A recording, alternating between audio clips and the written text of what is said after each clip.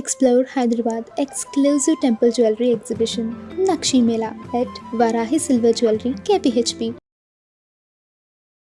నమస్తే, welcome to Suman TV. నేను పద్మిని. ప్రస్తుతంతో పాటు ప్రముఖ ఆధ్యాత్మికవేత్త, జ్యోతిష పండితులు, అమ్మవారి సేవకులు, దత్త గణపతి ఉపాసకులు మురళీధర శర్మ గారు మనతో పాటు ఉన్నారు. మాట్లాడదాం. నమస్కారం అండి. మహాదేవ. లక్ష్మి అనుగ్రహం కోసం మనం ఖచ్చితంగా పాటించాల్సిన విధి విధానాలు అంటూ కొన్ని ఉంటాయి. అది మన మన బ్రాటప్లోనే, అంటే మన పెంపకంలోనే అలవాటు చేసేసారు. ఏమిటి, ఇల్లు శుభ్రంగా పెట్టుకోవాలి, ఇంటిని చూసి ఇల్లాలిని చూడు, ఇటువంటి మాటలన్నీ చెప్పటం, ఇంటిని శుభ్రంగా పెట్టుకోవాలని చెప్పటం. అంటే ఆరోగ్య లక్ష్మి ఉంటుంది కదా శుభ్రం ఉన్న చోట, ఖచ్చితంగా. సో ఇట్లా లక్ష్మి అనుగ్రహం కోసం మనం పాటించాల్సినటువంటి ఆచారాల గురించి చెప్పండి. ఎందుకంటే ఏదో శుక్రవారం వచ్చేసింది, గబగబా తలస్నానం చేసేసాం, లేకపోతే ఏదో హారతులు ఇచ్చేసాం కాదు. నిత్య దైనందిన జీవితంలో కూడా అమ్మ అనుగ్రహం కోసం మనం ఎలా ఉండాలి, మన పద్ధతి ఎలా ఉండాలి ఒకసారి. తప్పకుండా అమ్మ. ఒక కుటుంబంలో ఒక ఎదుగుదల అనేటువంటిది వారి వారి పెద్దల నుండి వచ్చినటువంటి ఆచారాలు ఏవైతే ఉన్నాయో, చూసుకునేటువంటి కోడలు కావచ్చును, లేదా ఆ ఇంట్లో ఉండేటువంటి కూతురు కానీ, ఆ భార్య కానీ, ఎవరికైనా కూడా తల్లిదండ్రులు, ఇంట్లో పెద్దవారు ఖచ్చితంగా ఒక రెండో మూడో, అమ్మ ఈ పరిస్థితి ఇట్లా చూసుకోవాలి, ఇది మనకి నోములు ఉన్నవి, మనకి ఇట్లా ఈ విధంగా చేసుకోవాలి, ఇంట్లో ఏ విధమైనటువంటి శుభ్రతను చూసుకోవాలి, పలానా దీపావళి నోములను, పలానా కార్తీక మాసం వస్తే సత్యనారాయణ వ్రతాలు అనేటువంటివి కావచ్చును, లేదా లైక్ ఏదైనా కావచ్చును, ఫలానా రోజు ఈ విధంగా మీరు చేసుకోండి అనేటువంటి సందర్భాలలో మనము వాటిని ఖచ్చితంగా కూడా విధి విధానాలుగా కూడా ఆచరించుకోవడం మన ధర్మము, జాతకాన్ని పక్కన పెడితే.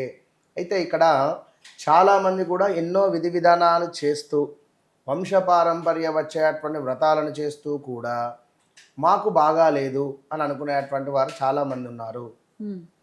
మరికొంతమంది పుట్టుకతోనే ఆ భగవంతుడు మన రాతను రాసేశాడు, ఇంకేమిట్రా మళ్ళా ఇదేమిటి అదేమిటి, వెళితే మనకు శుభం ఎందుకు కలుగుతుంది, ఆల్రెడీ భగవంతుడు రాసి పెట్టాడు నీ జీవితం ఇట్లా ఇట్లా ఇట్లా అని.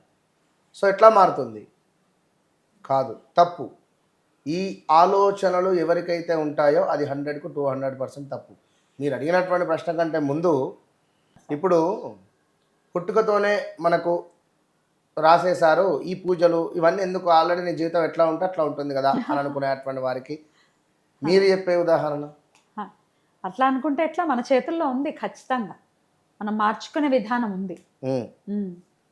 సో నేను అనేది ఏమిటి అంటే, ఇప్పుడు ఒక 2 కాళ్ళు విరగాలి అని రాసున్నాయి పలానా యాక్సిడెంట్లో. మనం నిత్యము వెళ్ళేటువంటి భగవంతుని ఆరాధనను, మనం చదివేటువంటి శ్లోకాల వల్లనో ఆ కాళ్ళు విరగకుండా చిన్నగా గీతలు పడడమో ఏదో ఒక రకంగా ఉండేటువంటి పరిస్థితి ఉంటుంది. కనుక ఆ విధమైనటువంటి ఆలోచనలు అనేటువంటి పెట్టుకోవద్దు. అయితే ముఖ్యంగా మనకి ఇక్కడ సాయంత్రం దీపారాధన చెప్పబడుతున్నది. మొట్టమొదటిది ఖచ్చితంగా సాయంత్రం దీపారాధన ఇంట్లో వెలిగించడం ద్వారా శుభప్రదంగా చెప్పబడుతుంది. రెండవది ఇంటిని పరిశుభ్రతగా ఉంచడము లక్ష్మీదేవికి మహా ప్రీతి. మూడవది శుక్రవారము లక్ష్మీదేవి పూజ. ఇందులో తప్పకుండా లక్ష్మీదేవి ఆరాధన, తెలుపు రంగు పుష్పాలు, తెలుపు రంగు చామంతి పుష్పాలు, స్త్రీ సూక్తం కావచ్చును, ఇలాంటివి చదువుకోవాలి. అమ్మవారి యొక్క 108 నామాలు. వెనుకటి కాలంలో ఖచ్చితంగా ఎవరైనా ఇంటికి రావడమో, ఇంటి ముందుకి వచ్చేటువంటి వారికి అన్నదానం చేసేటువంటి వారు, లేదా ఒకరికి ఎక్కువగా అన్నం వండేవారు. మనం భుజించిన తర్వాత ఎవరైనా సడన్గా వచ్చినా ఒకరిద్దరికి అన్నం సరిపోయేటువంటి విధంగానైనా వండేవారు. అలా గీసినట్టు వండకూడదు అంట.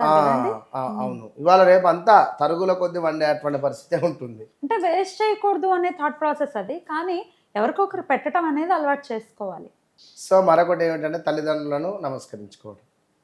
తల్లిదండ్రులకు నమస్కరించుకుంటూ మనం చెప్పేటువంటివన్నీ చేస్తూ ఖచ్చితంగా ఇంట్లో శ్రీ సూక్తము అనేటువంటిది ప్రతిరోజు చదవడం ద్వారా మంచి ఫలితం ఉంటుంది. అదేవిధంగా ఇంటి ప్రధాన ఎంట్రన్స్ గడప ఏదైతే ఉంటుందో, గడప కడప లైక్ దానిని ప్రతి శుక్రవారము కూడా శుద్ధి చేసి, కుదిరితే గంగాజలము కానీ, కొంతమేర గోమూత్రం కానివ్వండి, కొంతమేర ప్యూర్ ఆవు పాలు కానివ్వండి వేసి శుద్ధిపరిచిన తర్వాత చక్కగా రంగవల్లి ముగ్గులను పెట్టుకొని నమస్కారం చేసుకొని 4 పుష్పాలను పెట్టుకోండి. ఇంట్లో ఎప్పుడు కూడా ప్రశాంతమైనటువంటి వాతావరణంగా ఉండనివ్వాలి ఇల్లును.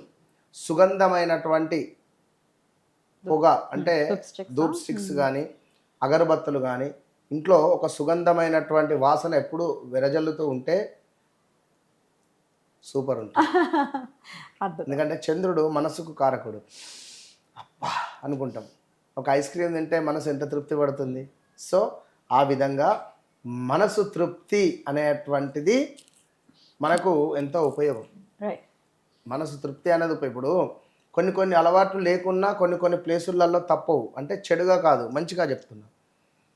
ఆ సందర్భంలో నా మనసు తృప్తి పడ్డది. సో తప్పకుండా దానివల్ల మనకు కోటి రెట్ల ఫలితం ఉంటుంది. సో లక్ష్మీదేవి అంటే ఇంట్లో మనకు చిన్నపిల్లల నవ్వు వినపడుతూ ఉన్నా, చిన్నపిల్లలు ఎప్పుడు నవ్వుతూ ఉన్నా, అదేవిధంగా తరచూ గొడవలు జరుగుతున్న ఇంట్లో అది సద్దుమణిగి భార్యాభర్తలలో కొంత ప్రశాంతమైనటువంటి వాతావరణం ఉంది అనుకున్నా, ఇది లక్ష్మీదేవి మన ఇంట్లో ఉంది అని నిదర్శనం. దీపపు కుందే ఉదయం వెలిగించింది దీపము సాయంకాలం దాకా వస్తూ ఉంటుంది. సో చిన్నగా సౌండ్స్ రావడం కానీ అందులో అసలు నైట్ ఇంటికి వెళ్ళేసరికి చిన్నగా వెలుగుతూ ఉంటుంది. మనకు అది బాగా అనిపిస్తుంది. ఆ ఫీల్ వేరే. ఇలాంటి సందర్భాలలో నిజంగా మన ఇంట్లో భగవంతుడు కొలువు తీరాడు అని అర్థము.